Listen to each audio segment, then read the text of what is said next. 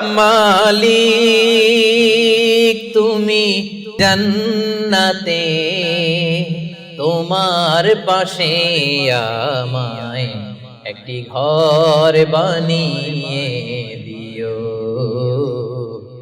একটি ঘর বানিয়ে দিও সে বিভীষিকাময় মহাদিনে, তোমার প্রতিবেশী করে নিও। আসসালামু আলাইকুম ওয়া রাহমাতুল্লাহি তাআলা ওয়া বারাকাতুহু।